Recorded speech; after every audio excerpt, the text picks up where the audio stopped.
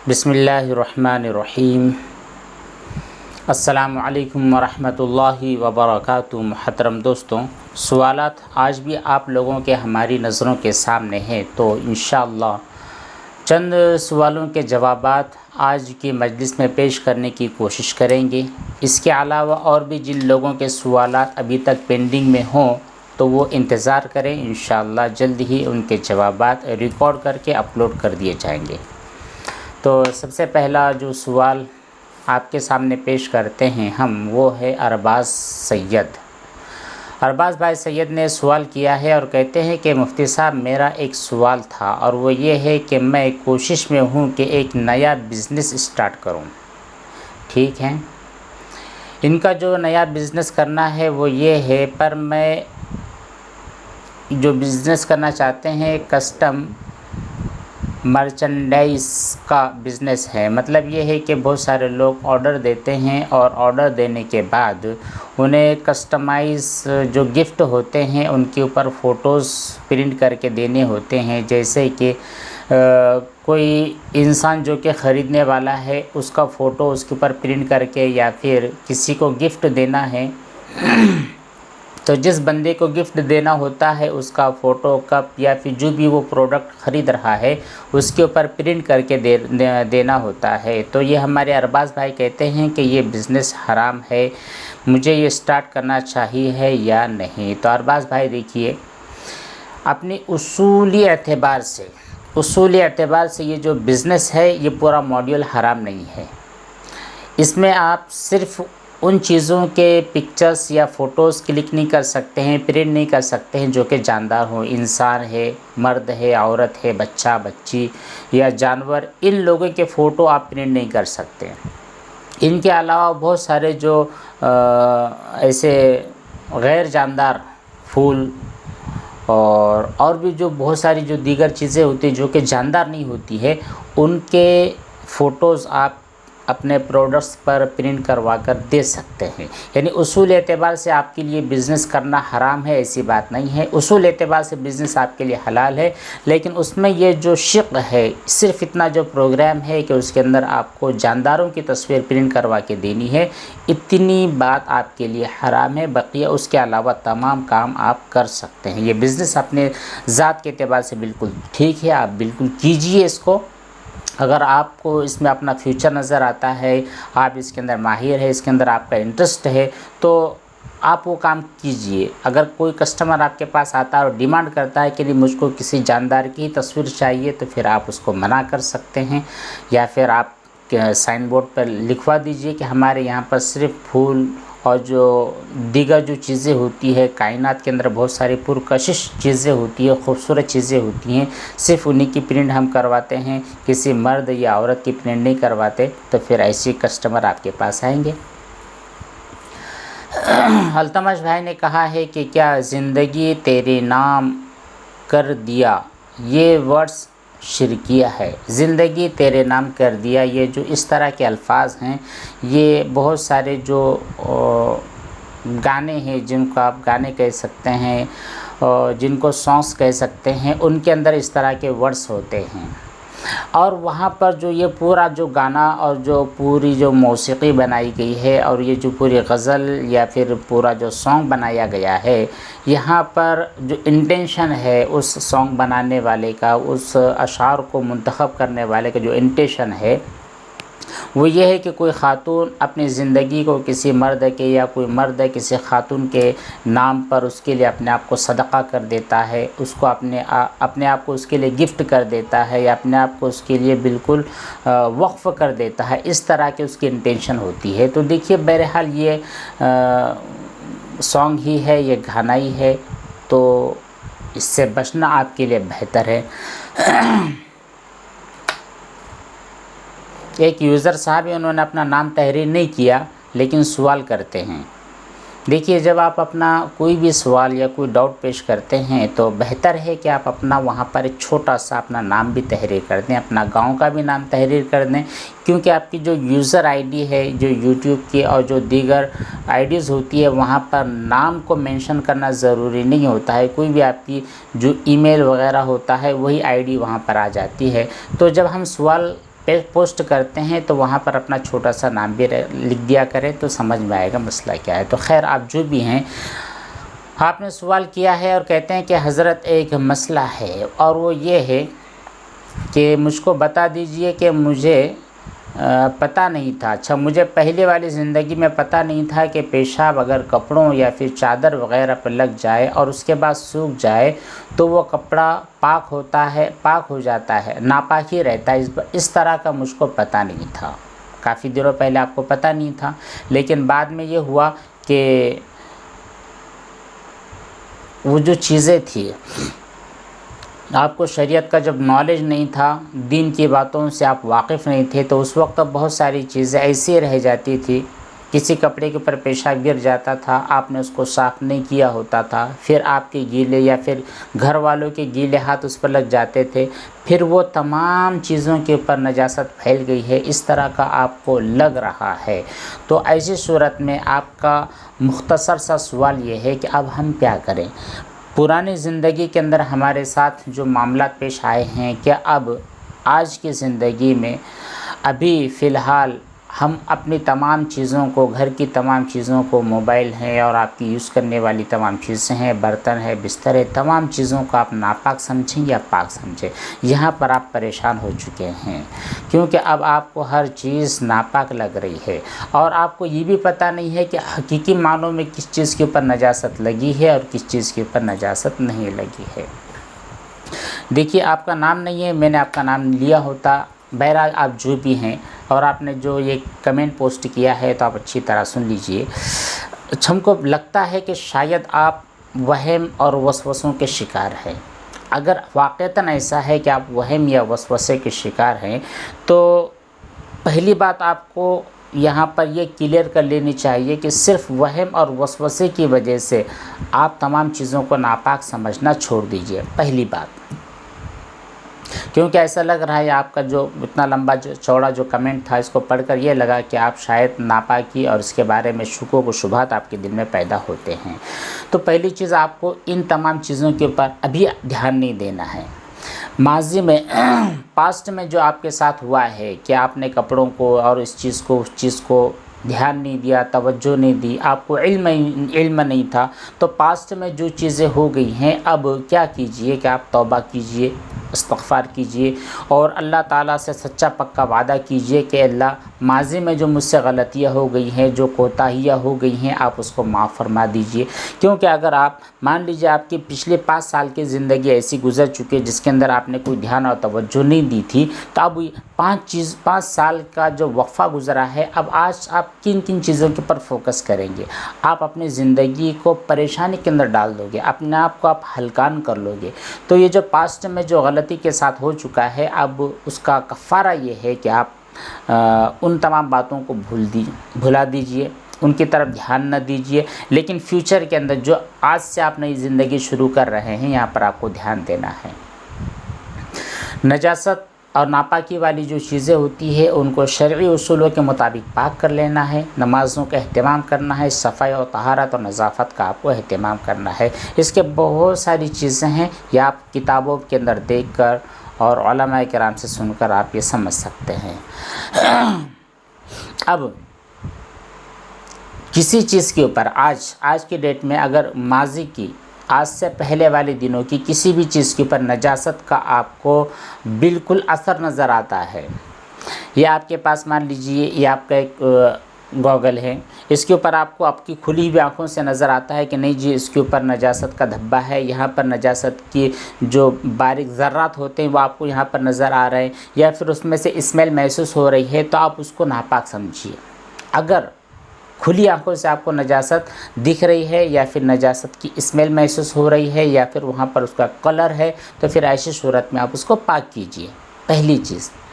दूसरी चीज़ है कि नजासत वग़ैरह तो नज़र नहीं आ रही, लेकिन आपका गालिब गुमान ये है कि नहीं, वाक़तन यहाँ पर नजासत लगी थी, मुझको अच्छी तरह पता है कि यहाँ पर नजासत लगी थी, अब वो नजासत साफ़ नहीं हुई है, इस तरह का आपको गालिब गुमान महसूस होता है, तो आप उस चीज़ को साफ़ कीजिए। 2 चीज़। इसके अलावा कोई एक ऐसी चीज़ है, कोई मान लीजिए ये पर्टिकुलर चीज़ एक ऐसी है जिसके ऊपर नजासत लगी है या नहीं लगी है, आपको इसके ऊपर कंफर्मेशन ही नहीं हो रहा है, एक दिल कहता है कि लगी है, दूसरा दिल कहता है कि नहीं लगी है, अब उसको छोड़ दीजिए, वहाँ से अपने आप को आगे बढ़ा लीजिए। तो माजी में जो चीज़ें हो गई हैं, पहली चीज़ तो उनको दरगुजर कर दीजिए, छोड़ दीजिए, और दूसरी जो 2 चीज़ें आपको बतलाई गई हैं उनके ऊपर अमल कीजिए, उनको फॉलो कीजिए, और फ्यूचर में जो आपकी ज़िंदगी आने वाली है उसके बारे में बहुत एहतियात के साथ आपको काम करना है। और आखिरी चीज़ ये है कि अगर आप शुकूक और शुबहात के मरीज़ हैं तो ऐसे शुकूक और शुबहात को रद्दी की टोकरी में डाल देना ही बेहतर होता है। चलिए बढ़ते हैं अगले कमेंट की तरफ, जो तहरीर किया है सारा कराची से। कहती हैं कि अस्सलाम वालेकुम। वालेकुम अस्सलाम। बहुत बहुत शुक्रिया है मुफ्ती साहब, आप जवाब दे देती जी, माशाल्लाह बहुत अच्छी बात, आपने काफ़ी दुआएं दी है, अल्लाह ताला आपकी दुआओं को कबूल फरमाए। खैर, आपका सवाल है ये है कि हम लोग मीठे पानी की कमी की वजह से बोरिंग का जो पानी होता है उससे कपड़ों को धो लेते हैं। बहुत सारी मर्तबा ऐसा होता है कि जब हम कपड़ों को धो लेते हैं तो धोने के बाद उसका जो झाग होता है, पानी का जो झाग होता है, ये काफ़ी देर तक निकलता ही रहता है। अब ऐसी सूरत के अंदर अपने जो चीज़ों का हमने धोया है या हाथों को धोया है, तो ऐसी सूरत में वो पाक होगी या नहीं। अच्छा, वो काफ़ी देर तक झाग निकलता रहता है तो आप कब तक क्लीनिंग करते रहेगी।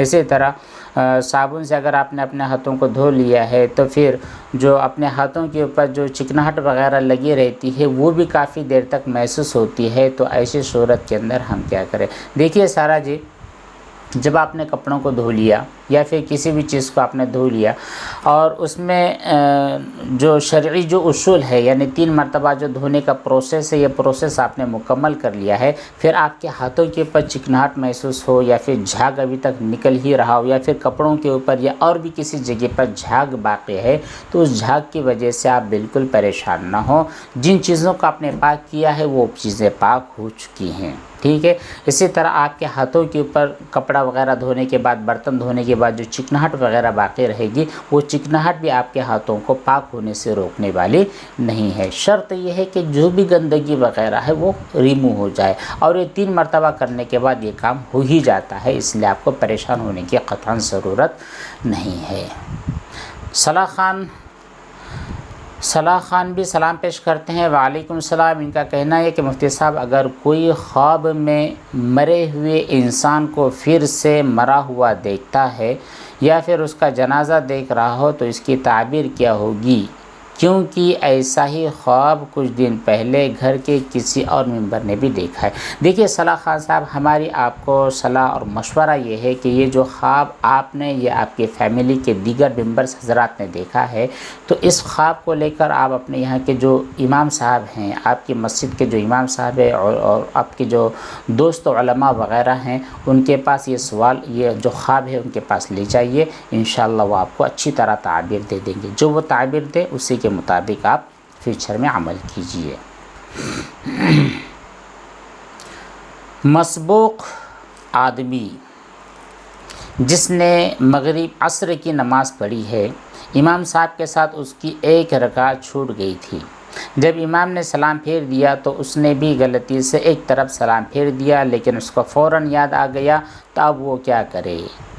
वो आखिर में सजदे सौ करे या न करे। शाहिद भाई देखिए, मसबूक आदमी वो होता है जिसने इमाम के साथ एक या ज़ायद रकातें छोड़ दी हों। जब इमाम के साथ उसने रकातें छोड़ दी हैं तो जब इमाम साहब सलाम फेर देते हैं तो उसके लिए ज़रूरी होता है कि वो फ़ौरन खड़ा हो जाए और अपनी बकिया जो नमाज़ें हैं उनको मुकम्मल कर ले। लेकिन आपने जो सवाल किया है कि उस आदमी ने गलती से इमाम साहब के साथ एक तरफ सलाम फेर दिया था, तो यहाँ पर समझने वाली बात यह है कि जब उसने इमाम साहब के साथ सलाम फेरा है तो इमाम साहब का अस्सलामु अलैकुम और इसका अस्सलामु अलैकुम अगर बिल्कुल मिला हुआ है तो फिर ऐसी कंडीशन में इसके लिए वो वापस से खड़े होकर नमाज़ मुकम्मल कर लेना है और इसके ऊपर सजदे सो वाजिब नहीं है। लेकिन ये जो कंडीशन होती है बिल्कुल रेयर होती है, आम तौर पर ऐसा होता नहीं है। इमाम साहब सलाम फेरते हैं और अस्सलामु अलैकुम का जो पूरा जो जुमला है उसका आधे से ज़्यादा जुमला वो कह देते हैं, उसके बाद में मुक्तदी सलाम फेरता है। आम तौर पर ऐसे ही होता है। तो अगर ऐसी कंडीशन है तो फिर उस आदमी के लिए ज़रूरी है कि सलाम फेरने, जब उसने एक तरफ सलाम फेर दिया था बाद में खड़ा हो गया है, तो अपनी जब एक रकात वो मुकम्मल कर लेगा तो आखिर में वो सजदे सहव करना भी उसके लिए ज़रूरी होता है। तो दो कंडीशन हुई, एक तो इमाम साहब का सलाम और मुक्तदी का सलाम बिल्कुल मिला हुआ है, ऐसे कंडीशन में उसके ऊपर सजदे सहव वाजिब नहीं होता, लेकिन ये रेयर केस होती है। लेकिन ऐसा भी होता है, कोई मुक्तदी ऐसा भी होता है कि बिल्कुल इमाम साहब के साथ ही वो काम करता है, तो अगर इमाम साहब के साथ में काम किया गया है तो सजदे सहव नहीं है। लेकिन जो आम हालात जो नमाजियों के होते हैं कि इमाम साहब थोड़े आगे होते हैं, मुक्तदी थोड़ा पीछे पीछे चलता है, तो ऐसी कंडीशन आम तौर पर होती है, तो यहाँ पर उसके लिए सजदा सहव करना ज़रूरी होता है।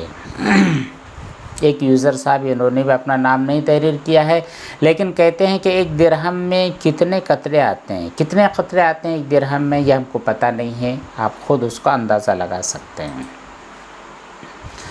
पटेल साहब, पटेल उवैस साहब ने सलाम पेश किया है। वालेकुम सलाम। इनके दो सवालात है। पहला सवाल इनका ये है, क्या टाइल्स और मार्बल के फ़र्श पर नापाक पानी लग कर सूख जाए तो क्या वो पाक हो जाता है? बिल्कुल नहीं जी। वैसा अगर टाइल्स है या फिर फ़र्श वगैरह है, तो ये जो चीज़ें होती हैं जो बिल्कुल चिकनी होती है, नजासत को ऑब्ज़र्व नहीं करती, अपने अंदर सोख नहीं लेती है ना, तो फिर ये जब सूख जाते हैं तो सूखने की वजह से ये पाक नहीं होंगे। सिर्फ पोंछ देने से काम नहीं चलेगा, आप इनको बाकायदा धो लीजिए। दूसरा सवाल आपका ये है कि गीली सूखी हुई चीज़ को कब नापाक करती है? गीली नापाकी सूखी हुई चीज़ को कब नापाक करती है?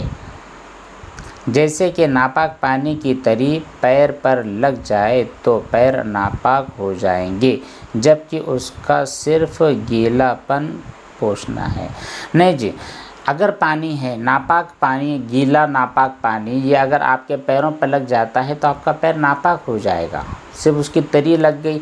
अगर वो जो किसी चीज़ के अंदर है, ये मान लीजिए आपके पास एक कपड़ा है, ये कपड़ा नापाक था, ओके, जब ये नापाक कपड़ा आपके हाथ के ऊपर लगा है, इसकी तरी सिर्फ आपके हाथ पर लगी है तो आपका हाथ नापाक नहीं होगा। इसके लिए ज़रूरी होगा कि इस कपड़े के अंदर जो नजासत और नापाकी थी उसके असरात आपके हैंड पर, आपके हाथ पर महसूस न उस वक्त तक। ये कब? जबकि नजासत किसी और चीज़ में है। लेकिन अगर नापाक पानी है, आपके पास बोतल है, वो बोतल में ही नापाक पानी है और वही नापाक पानी आपके हाथ पर लग गया है, तो फिर आपका हैंड नापाक होगा। ओके, अच्छा, आगे आपका और सवाल है।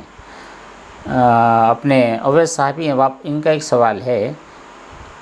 अच्छा, आपने पहले एक सवाल किया था, आपने उसका हवाला देते हुए कहा है कि मेरा जो पहला वाला सवाल था वो अधूरा था, उसको मुकम्मल आपने किया है कि जो फंसे हुए कतरे हैं वो वज़ू के पानी की ठंडक की वजह से निकल जाते हैं या फिर कोई और ठंडक की वजह से, जैसे एसी वगैरह में बैठने की वजह से भी निकल जाते हैं। वैसा माफ़ कीजिए, आपका जो पहला सवाल था वो हमारे जहन में नहीं, शायद पहले उसका जवाब दिया जा चुका था। इसका एक छोटा सा हिस्सा हमारी नज़रों के सामने है। आप शायद ये कहना चाहते हैं कि आप इस्तिंजा वगैरह से फ़ारिग हो गए, फ़ारिग होने के बाद कुछ कतरे आपके पेशाब की नली में बाकी है, फिर वो ठंडक की वजह से, इस्तिंजा के बाद के पानी या फिर एसी में बैठने की वजह से जो कतरे निकलते हैं, तो अगर वो कतरे निकल गए हैं तो ऐसी सूरत के अंदर आप नापाक हो जाएंगे। जिन चीज़ों के ऊपर वो कतरात पड़े हैं वो जगह भी नापाक हो जाएंगी, आपका वज़ू टूट जाएगा। शायद आपने माजूरी के बारे में शायद सवाल किया था, तो देखिए, अगर वो सवाल जो पहले एक दो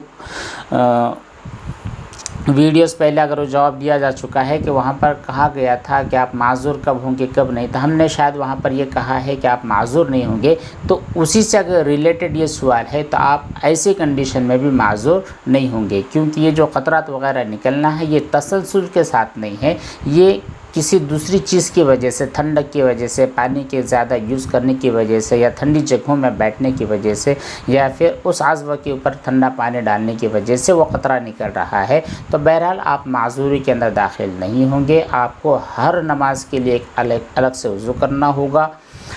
और क़तरात अगर निकलने का ख़दशा आपको लगा रहता है तो टिशू का आप यूज़ कीजिए। वो आपके अंडर गारमेंट्स हैं, वहाँ पर टिशू को रखिए। जब आप अपने हाजत और ज़रूरत से फ़ारिग होते हैं तो टिशू को तब्दील कर लीजिए। जब नहीं अगली मर्तबा जाते हैं तो फिर नया टिशू वहाँ पर रखिए। इस तरह का काम आपको करना है। खैर, बस इतने सवालात थे। इनके अलावा और भी जो सवालात हैं इंशाअल्लाह जल्द ही आपकी नज़रों के सामने उनके जवाबात आ जाएंगे। दुआओं की दरख्वास्त। वस्सलामु अलैकुम व रहमतुल्लाहि व बरकातुहू।